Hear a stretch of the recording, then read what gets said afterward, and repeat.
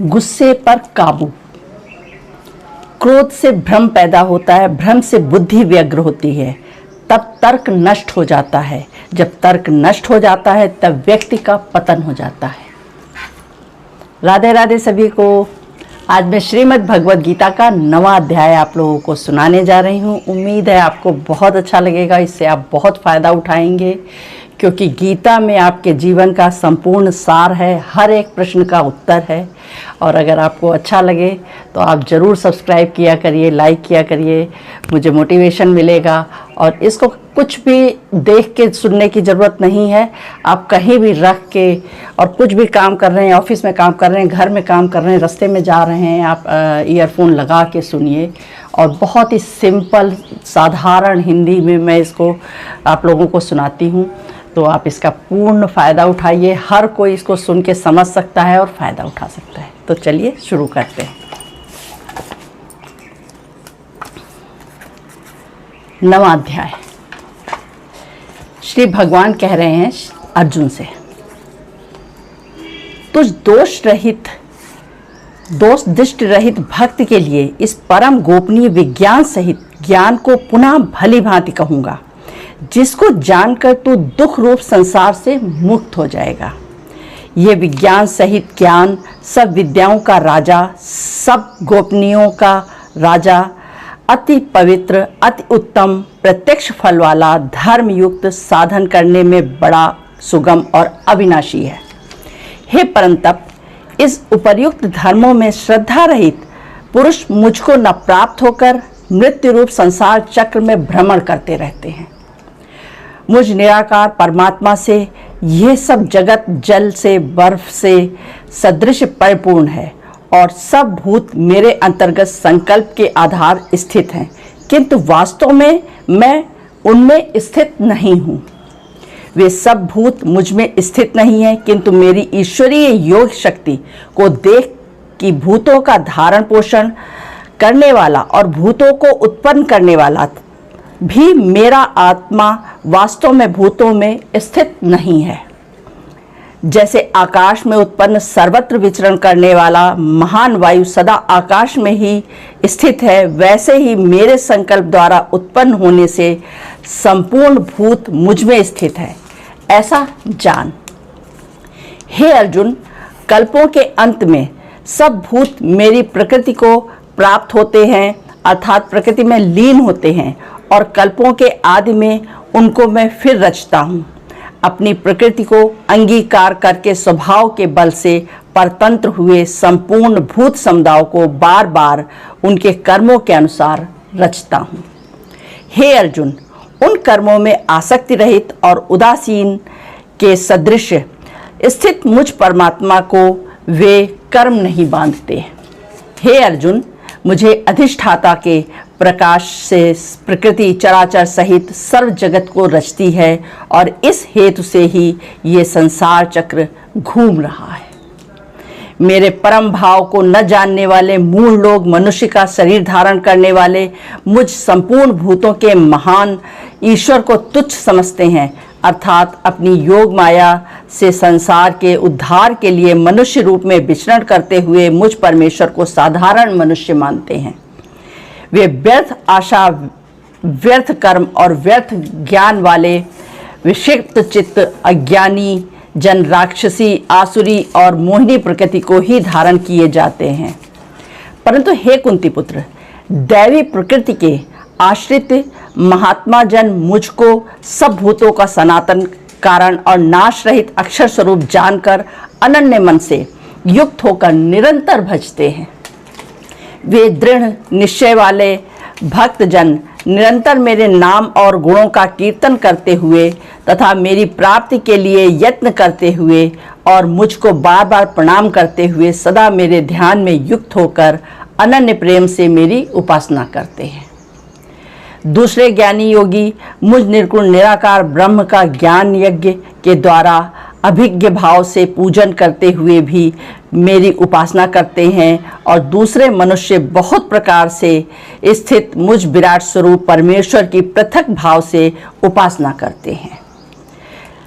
कृत मैं हूँ, यज्ञ मैं हूँ, स्वधा मैं हूँ औषधि मैं हूँ, मंत्र मैं हूँ, घृत मैं हूँ, अग्नि मैं हूँ और हवन रूप क्रिया भी मैं ही हूँ।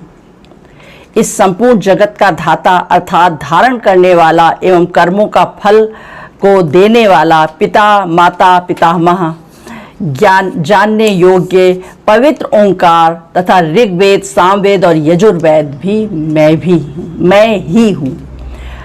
प्राप्त होने योग्य परम धाम, भरण पोषण करने वाला, सबका स्वामी, शुभ अशुभ देखने वाला, सबका वास स्थान, शरण लेने योग्य, प्रत्युपकार, न चाहकर हित करने वाला, सबकी उत्पत्ति प्रलय का हेतु, स्थित का आधार, निधान और अविनाशी कारण भी मैं ही हूँ।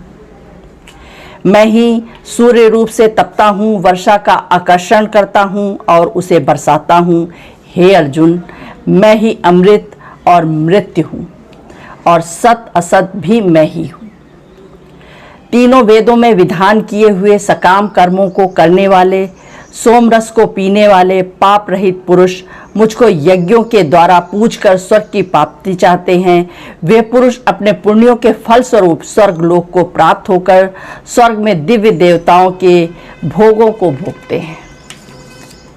वे उस विशाल स्वर्ग लोक को भोग कर पुण्य क्षीण होने पर मृत्यु लोक को प्राप्त होते हैं। इस प्रकार स्वर्ग के साधन रूप तीनों वेदों में कहे हुए सकाम कर्म का आश्रय लेने वाले और भोगों की कामना करने वाले पुरुष बार बार आवागमन को प्राप्त होते हैं, अर्थात पुण्य के प्रभाव से स्वर्ग में जाते हैं और पुण्य क्षीण होने पर मृत्यु लोक में आते हैं।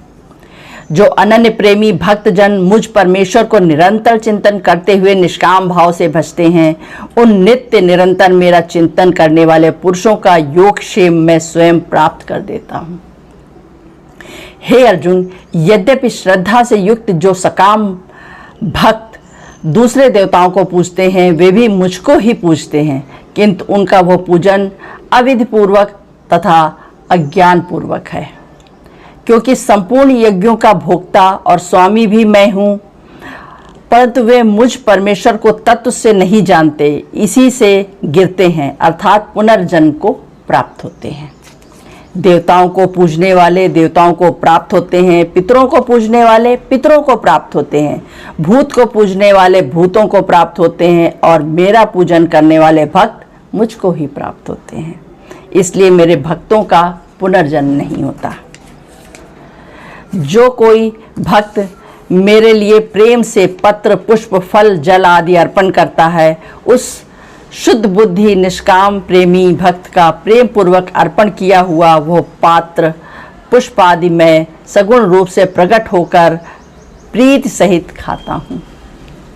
हे अर्जुन, तू जो कर्म करता है, जो खाता है, जो हवन करता है, जो दान देता है और जो तप करता है, वो सब तेरे को अर्पण कर, मेरे को अर्पण कर।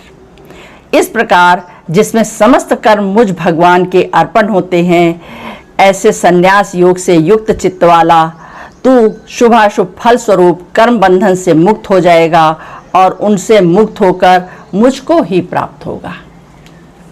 मैं सब भूतों में समभाव से व्यापक हूँ, न कोई मेरा प्रिय है और न अप्रिय, परंतु जो भक्त मुझको प्रेम से भजते हैं वे मुझ में हैं और मैं भी उनके प्रत्यक्ष प्रकट हूँ। यदि कोई अतिशय दुराचारी भी अनन्य भाव से मेरा भक्त होकर मुझको भजता है तो वो साधु ही मानने योग्य है, क्योंकि वो यथार्थ निश्चय वाला है, अर्थात उसने भली भांति निश्चय कर लिया है कि परमेश्वर के भजन के समान अन्य कुछ भी नहीं है। वो शीघ्र ही धर्मात्मा हो जाता है और सदा ही रहने वाली परम शक्ति को प्राप्त होता है। हे अर्जुन, तू निश्चय पूर्वक सत्य जान कि मेरा भक्त नष्ट नहीं होता।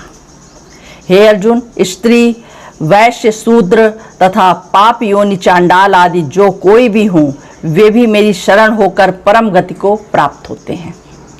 फिर इसमें क्या कहना, जो पुण्यशील ब्राह्मण तथा राजर्षि भक्तजन मेरी शरण होकर परम गति को प्राप्त होते हैं।